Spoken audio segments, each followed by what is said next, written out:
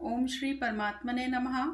ओम नमः शिवाय। श्री शिव महापुराण रुद्र संहिता खंड 3 अध्याय 31। देवताओं के अनुरोध से वैष्णव ब्राह्मण के वेश में शिवजी का हिमवान के घर जाना और शिव की निंदा करके पार्वती का विवाह उनके साथ न करने को कहना। तो ब्रह्मा जी कहते हैं, नारद, मैना और हिमवान की भगवान शिव के प्रति उच्च कोटि की अनन्य भक्ति देख इंद्र आदि सब देवता परस्पर विचार करने लगे। तदंतर गुरु बृहस्पति और ब्रह्मा जी की सम्मति के अनुसार सभी मुख्य देवताओं ने शिव जी के पास जाकर उनको प्रणाम किया और वे हाथ जोड़कर उनकी स्तुति करने लगे।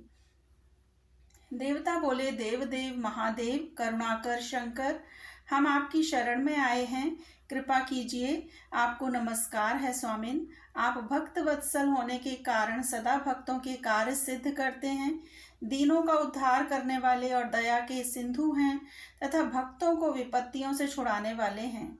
इस प्रकार महेश्वर की स्तुति करके इंद्र सहित संपूर्ण देवताओं ने मैना और हिमवान की अनन्य शिव भक्ति के विषय में सारी बातें आदर पूर्वक बताईं। देवताओं की वह बात सुनकर महेश्वर ने उनकी प्रार्थना स्वीकार कर ली और हंसते हुए उन्हें आश्वासन देकर विदा किया। तब सब देवता अपना कार्य सिद्ध हुआ मानकर भगवान सदाशिव की प्रशंसा करते हुए शीघ्र अपने घर को लौटकर प्रसन्नता का अनुभव करने लगे। तदंतर भक्त वत्सल महेश्वर भगवान शंभु, जो माया के स्वामी हैं, निर्विकार चित्त से शैलराज के यहाँ गए। उस समय गिरिराज हिमवान सभा भवन में बंधु वर्ग से घिरे हुए पार्वती सहित प्रसन्नता पूर्वक बैठे थे। इसी अवसर पर वहां सदाशिव ने पदार्पण किया। वे हाथ में दंड, क्षत्र, शरीर पर दिव्य वस्त्र, ललाट में उज्ज्वल तिलक, एक हाथ में स्फटिक की माला और गले में शालग्राम धारण किए भक्ति पूर्वक हरिनाम का जप कर रहे थे और देखने में साधु वेशधारी ब्राह्मण जान पड़ते थे। उन्हें आया देख सपरिवार हिमवान उठकर खड़े हो गए।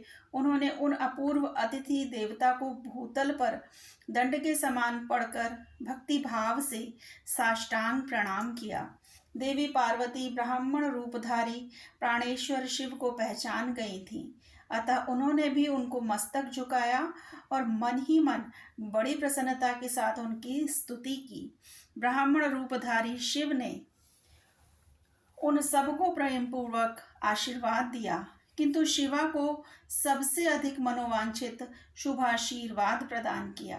शैलाधिराज हिमवान ने बड़े आदर से उन्हें मधुपर्क आदि पूजन सामग्री भेंट की और ब्राह्मण ने बड़ी प्रसन्नता के साथ वह सब ग्रहण किया। तत्पश्चात गिरिश्रेष्ठ हिमाचल ने उनका कुशल समाचार पूछा। मुने अत्यंत प्रीतिपूर्वक उन द्विजराज की विधिवत पूजा करके शैलराज ने पूछा, आप कौन हैं? तब उन ब्राह्मण शिरोमणि ने गिरिराज से शीघ्र ही आदर पूर्वक कहा। वे श्रेष्ठ ब्राह्मण बोले, गिरिश्रेष्ठ, मैं उत्तम विद्वान वैष्णव ब्राह्मण हूँ और ज्योतिषी की वृत्ति का आश्रय लेकर भूतल पर भ्रमण करता रहता हूँ। मन के समान मेरी गति है।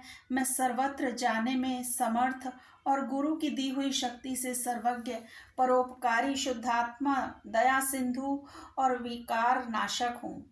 मुझे ज्ञात हुआ है कि तुम अपनी इस लक्ष्मी सरीखी सुंदर रूप वाली दिव्य सुलक्षणा अपनी पुत्री को एक आश्रय रहित, असंग, कुरूप और गुणहीन वर महादेव जी के हाथ में देना चाहते हो। वे रुद्र देवता मरघट में वास करते हैं, शरीर में सांप लपेटे रहते हैं और योग साधते फिरते हैं। उनके पास पहनने के लिए एक वस्त्र भी नहीं है, वैसे ही वे नंग धड़ंग घूमते हैं। आभूषण की जगह सर्प धारण करते हैं। उनके कुल का नाम आज तक किसी को ज्ञात नहीं हुआ। वे कुपात्र और कुशील हैं, स्वभावतः विहार से दूर रहते हैं, सारे शरीर में भस्म रमाते हैं, क्रोधी और अविवेकी हैं। उनकी अवस्था कितनी है यह किसी को ज्ञात नहीं। वे अत्यंत कुत्सित जटा का बोझ सदा सिर पर धारण किए रहते हैं। वे भले बुरे सबको आश्रय देने वाले भ्रमणशील, नागहारधारी, भिक्षुक, कुमार्ग परायण तथा हठपूर्वक वैदिक मार्ग का त्याग करने वाले हैं। ऐसे अयोग्य वर को आप अपनी बेटी ब्याहना चाहते हैं। अचल राज, अवश्य ही आपका यह विचार मंगलदायक नहीं है। नारायण कुल में उत्पन्न ज्ञानियों में श्रेष्ठ गिरिराज, मेरे कथन का मर्म समझो। तुमने जिस पात्र को ढूंढ रखा है वह इस योग्य नहीं है कि उसके हाथ में पार्वती का हाथ दिया जाए। शैलराज, तुम ही देखो, उनके एक भी भाई बंधु नहीं है। तुम तो बड़े बड़े रत्नों की खान हो, किंतु उनके घर में भूंजी भांग भी नहीं है। वे सर्वथा निर्धन हैं। गिरिराज, तुम शीघ्र ही अपने भाई बंधुओं से, मैना देवी से, सभी बेटों से और पंडितों से भी प्रयत्न पूर्वक पूछ लो, किंतु पार्वती से न पूछना, क्योंकि उन्हें शिव के गुण दोष की परख नहीं है। ब्रह्मा जी कहते हैं, नारद, ऐसा कहकर वे ब्राह्मण देवता, जो नाना प्रकार की लीला करने वाले शांत स्वरूप शिव ही थे, शीघ्र खा पीकर आनंद पूर्वक वहां से अपने घर को चल दिए। ओम नमः शिवाय। शिवजी सदा सहाय।